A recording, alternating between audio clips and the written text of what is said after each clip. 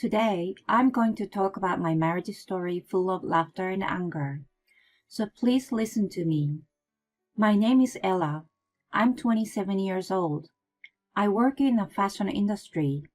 I met my boyfriend James, who is 5 years older than me, at a local marriage activity party. Why did I go to this party? My friend had just broken up with her boyfriend. She asked me to come with her. I didn't care if I got married or not, so I thought I'd just drink and eat and go home. But then, James approached me. He contacted me as soon as we were connected on social media. When I met him, he praised me highly. I was comfortable with him. I was used to dating cool guys, so his direct reaction was something new for me. And we ended up going out. Well, in short, I was flattered by him. We both lived alone. Soon, we were going back and forth to each other's houses. The more time we spent together, the closer we got, and he began to show little by little his true self. But at that time, I didn't notice that anything he said or did was strange or that something was wrong with his behavior. The one thing that sticks out in my mind is when he was taking a bath, there was an incoming call on his phone. The screen lit up, and when I looked at it, I saw the word Kansas. He came back from his bath. I asked him, "Who is Kansas?" He said, Oh, my boss. I've recently been transferred, so I've forgotten who she is. He answered with some impatience. She has an unusual name, doesn't she? Oh, yes, that's right. It's something like, some country name. I wondered what he was in such a hurry for, but I didn't question it that much, so I didn't pursue it any further. I didn't know that this was a harbinger of terrible things to come. Looking back, other strange things happened too. The day after he stayed at my place, I borrowed his car to go to grocery shopping. His car was easier to maneuver in the supermarket, so we used to use his car. After breakfast, he went back to bed to get a nap, because he was tired from working overtime the day before. I decided to go alone. I got into his car and operated the car navigation system to check traffic jams. It showed a history of directions to my house from an unknown location. He said he worked late at the office and came straight to my house. It is almost a straight road from his office to my house. The place where he left according to the car navigation was the opposite direction from his office. But I was carefree. I thought he was checking out the place where he was going to go for business. I took it as a good thing. But there was also a hidden reason behind the incident. We continued our relationship, and he proposed to me. I had no reason to refuse. I was in love with him at the time, so I accepted his proposal, and we were preparing to get married. On our anniversary, 1 year after we'd started dating, we booked the wedding venue and proceeded with all the arrangements. It wasn't a fancy ceremony, but the preparation for the wedding was still very exciting. The first time I tried on a wedding dress, I was so happy and excited. The guests were only my closest friends and family. My parents, my sister, and a few relatives. James' parents had passed away, so his aunts, uncles, and cousins were going to attend. Preparations were progressing steadily. All we had to do was to wait for the ceremony. But a week before the wedding, he started to say some strange things. I'm feeling kind of sick. What if I collapse on the wedding day? The weather forecast is for rain on the day of the wedding. Do you think it's safe to hold the ceremony? Honestly, I thought what the hell is he talking about? What the hell is he thinking? If you're not feeling well, take care of yourself. The chapel and the ceremony are both indoors. Rain doesn't matter, right? If you think about the road trip for the attendees, I'd rather have sunshine than rain, of course. but that's not what he's worried about. I let his comments slide. I quietly proceeded with the preparations for the ceremony. And finally, on the day of the wedding, the actual weather betrayed the forecast, and we were blessed with clear skies. All the attendees arrived safely. It was a small ceremony with only a few people invited, but I was very happy. It was a nice ceremony and reception. The incident happened at the after party afterward. The after party was attended by my friends from school and colleagues from my current job, and even friends from social media with whom I got closer by talking about fashion. I had a lot of people there. In contrast, his friends were less than half of mine. But he's not from around here. He got transferred by his company, so I thought it was only natural.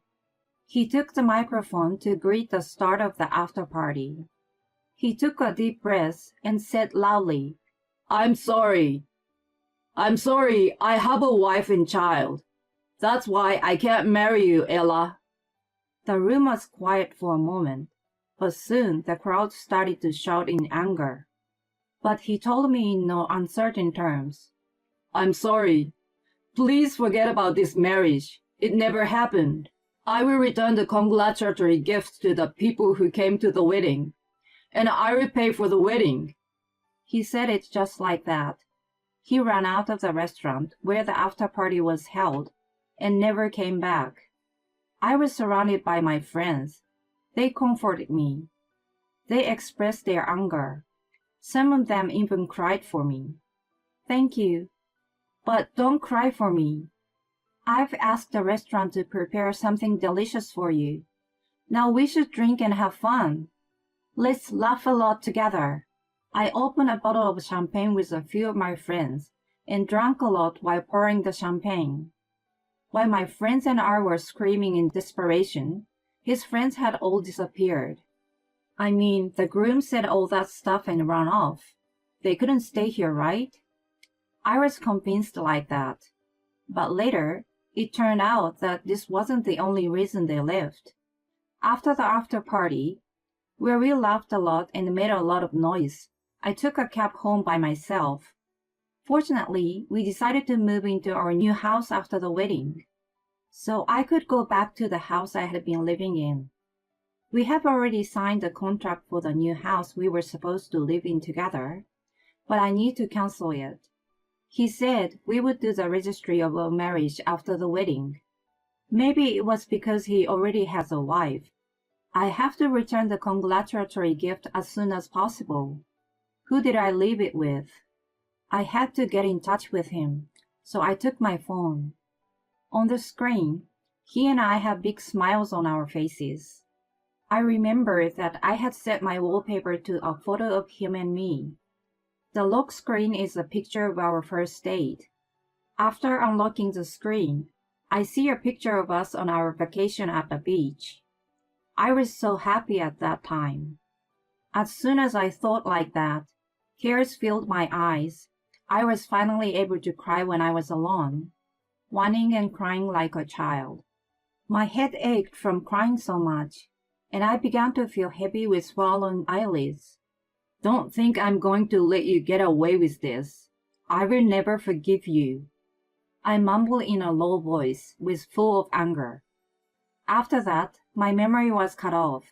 I must have fallen asleep, as if someone turned my battery off. When I woke up, my head was clear, but my mind was a blur. But I thought it was only natural. I didn't touch my phone for a while, and there was thousands of messages and incoming calls. I first called my parents, who were staying over for the wedding. My parents were informed about the incident of the groom's bombshell via a friend who attended the after party, and they were extremely worried about me. Anyway, I want to reassure everyone I met yesterday. So to those who came to the ceremony and the after party yesterday, I sent a message. I'm okay despite everything that has happened. I have calmed down. I will let you know if there is any further information. After that, I asked my closest friend to come to my house. My best friend knows my personality very well. I wanted to talk to her about what I was going to do. Of course, I'm not going to let that guy get away with this. I won't just ask her for advice on how to harm him more than he already did to me. James' phone was, as expected, disconnected. He must have blocked me or changed his number. First of all, I had to find out whether it was true that he had a wife and a child. I asked my friends who attended the after party. I would like to hire a detective to find out the groom's background. Does anyone have any experience with this kind of things? I sent this kind of message. Then I got a reply from a colleague at my workplace. She got a connection to a detective agency because her friend used it when she got a divorce. I immediately contacted the detective agency and asked them to investigate. It took them less than a week to find out who James was. As a result, he indeed has a wife and a child. Furthermore, he told me his parents were dead, so that's why he called his close relatives to attend the wedding. But actually, his parents are still alive. They live in the near town where his wife lives. I also found out that he came to my city as a temporary post away from his family, and that he went back to the house where his wife was waiting for him about twice a month. With all this information, I started to make a move. 3 days later, I got a paid day off. First, I went to James' parents' house. They seemed a bit anxious because a young woman, a stranger, came out of the blue to visit. I got down on my knees in front of his parents, who were wary of my presence. Please, I beg you, I want to marry James no matter what. His parents panicked and asked me what has happened. I showed them the wedding photos and explained briefly what had happened. They wanted to hear the full story, so they let me in the house and I told them everything. I told them that I had met him at the marriage activity party and almost got married. How he dropped a bombshell at the after party of the wedding and ran away. As I was telling the story, I felt like a tragic heroine. I was surprised that I even cried, but I used my tears for my acting as a poor woman. After he disappeared at the after party, I couldn't get in touch with him. Somehow I only found out where his parents lived, so I just had to barge in like this. Where's James now? Where is he? Can I marry him?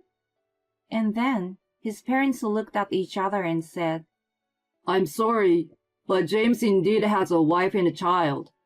I didn't hear about their divorce, so I don't think he can marry you. I exaggeratedly broke down in tears. After that, I said, I understand. I apologize for my behavior. I give up the marriage with James. I pretended to back out and left his parents' house. I left the wedding photo at his parents' house on purpose. I intentionally left it. I wanted his parents to see the evidence of what James had done. When I left their house, the next step was to call his wife. After greeting her politely, I started to explain. I am a woman living in the neighborhood where James lives now. James and I went out, and we even made a promise to marry. Even though I didn't know he was married, I'm sorry for what I did to you, who is his wife. I revealed everything at once. Now, what is her reaction? Would she think it's a prank call? Or would she panic and get angry? His wife's response was neither of them. She took a deep breath. If that is true what you are saying, I would like to meet you and talk with you face to face. She said that in a clear tone of voice. I met her at a cafe a few hours later. His wife was calm and seemed intelligent. We talked for a few hours, but she was not once distraught during that time.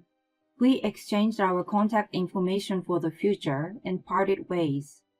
About a month later, she contacted me. I got ready with my parents and went to visit them. I went to the parents' house of James' wife, which was just a few minutes away from the house where James and his family lives. The people who gathered there were his wife and her parents, me and my parents, James and his parents. Their child stayed at home and was not with us. We were taken to the guest room, and as everyone took their seats, the discussion began. A gong rings in my brain to announce the start of the fight. Now let the battle begin. James opened his mouth first after being poked by his father. I'm sorry that you all gathered like this. I apologize. Ella, I'm sorry I couldn't marry you, but I'm not lying about how much I love you, Ella. I love Ella, who is beautiful and healthy. Then what am I? His wife asks coldly. I love you, Kansas, too. You take care of me like a mother. You work as a caregiver. That's why you're good at taking care of me. While he was talking to his wife, I was reminded of a phone call I saw when we were dating. He took advantage of my misunderstanding and just lied that it was his boss's name, but actually, it was his wife's first name. It was a conversation full of lies. That's so ridiculous. James, let me ask you something. You say you love us both, me and your wife, Kansas. But what if you had to choose between us? I can't do that. That's why we're in this mess. It's called bigamy, right? I didn't realize that marrying two women would be a crime. I wanted to call off the wedding, but I didn't have the courage. I just got scared and ran away. You say you didn't realize it? No one would agree to that. That's enough. I can't stand to see you being like this as my son. Take responsibility for what you did. He slammed his fist on the table and yelled at him. It was his father. But how do I take responsibility? He blurted out pathetically. I stepped forward. I was waiting for this moment. Pay me what you owe me first. The wedding and after-party expenses. Instead of pretending the marriage never happened, you said you'd pay for it. And alimony for the emotional and social damage caused by you. I think it will be at least $3 million in total. What? Next, it is Kansas' turn. I want a divorce. Of course, since it's your fault, I will ask you to pay alimony and child support. I will never give up custody. I don't want that kind of divorce.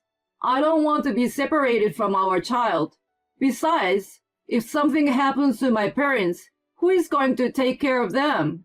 Huh? I and Kansas gave the same reaction. But this is a matter of married couple. It's something that should be said by the parties involved. I gestured for Kansas to go ahead and step back. James, if anything happens to your parents, you take care of them. I'm a caregiver, but I didn't get the qualification to take care of your parents. Even if you say you don't want a divorce, I have proof that you cheated on me. I will definitely ask you to divorce me. Proof? In front of him, crying and sputtering, I rolled up my arms and stood up in front of him. I'm the one you cheated on her with. I didn't know I was your cheating partner.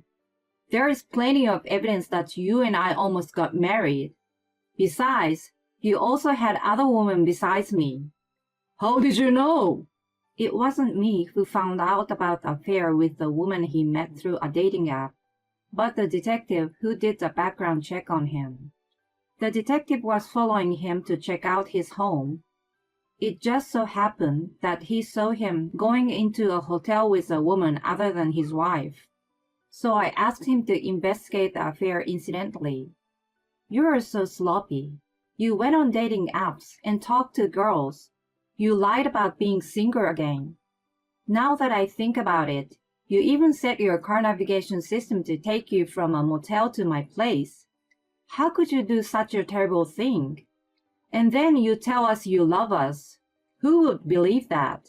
Me smugly with my phone in my hand. I feel like a heroine in a movie. He collapsed and mumbled helplessly. Cheating is just cheating, and not something serious. My ex-girlfriend said I could do it as long as I didn't get caught.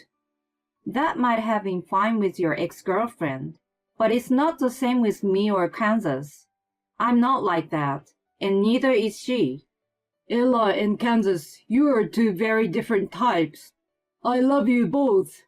I didn't want to break up with one of you. Unfortunately, we both hate you more than anything in the world. I said it directly and went back to my parents. And once again, I stood in line with my parents to apologize for both to James and Kansas' parents. I'm sorry for the trouble I've caused. I was planning to get married to James. I was very shocked by what happened. But now that you've invited me here, I could say everything I wanted to say to him. I will ask my lawyer to take care of all the alimony matters. I don't think I will see you all again.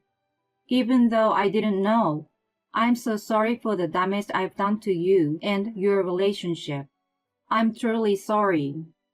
And because I didn't have to be there when they discussed their divorce, my parents and I left them alone. When I heard his bombshell at the after party, I felt so gloomy that I thought it was the end of the world. But at this moment, I was in a sunny mood like a blue sky after a typhoon.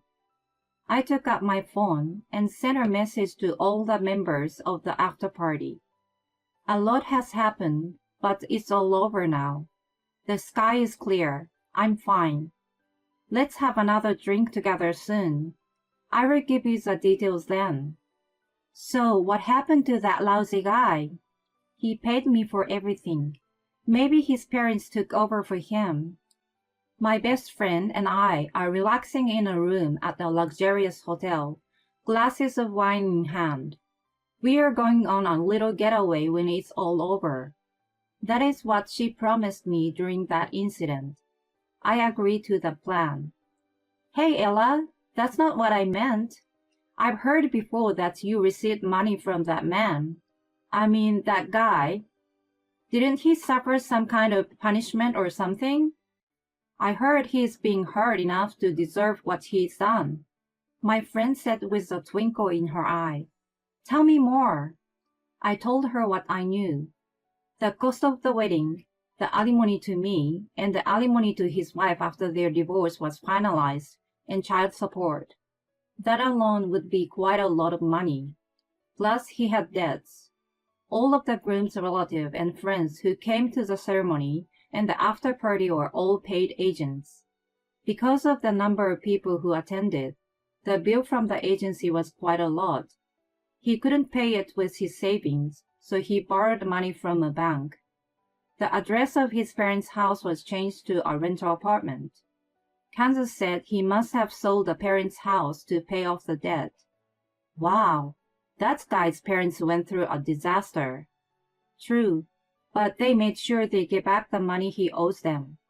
And they're not going to have any other kind of a relationship with him. I heard they are going to cut off all ties with him. And how is he doing at work? I heard he is still working at the same workplace. It's hard to hide what has happened because it was such a big incident. People at his work know about everything, so I heard it's not very comfortable. My best friend smiled and said, she's relieved that he got that punishment. I agreed with her. I laughed, I got mad, I got angry. It's been a really busy few months. I've had a lot of hard times being stuck with a jerk. But more than that, I had a lot of support from my parents. I've had a lot of encouragement and help from so many people. No matter what happened, I realized that I'm not alone. I don't know if I will ever want to get married again, or if any bad things will happen again, but I'm sure I will be fine. I will smile and do well tomorrow.